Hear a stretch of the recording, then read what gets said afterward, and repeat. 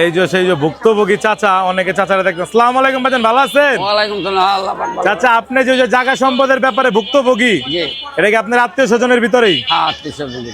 এই দেন কাকা, এই যে মুড়ির ব্যবসা করে আমাকে মসজিদের মার্কেটের সামনে, কিন্তু হে তার আত্মীয় স্বজনের দ্বারায় খুবই একটা ভুক্তভোগী অবস্থার ভিতরে আছে। আপনারা অনেকে জিজ্ঞাসিলেন যে চাচার বাড়ি কই। চাচা, আপনার বাড়িটা কোন এলাকায়? আমার বাড়ি পিরোজপুর স্বরূপকারী থানা।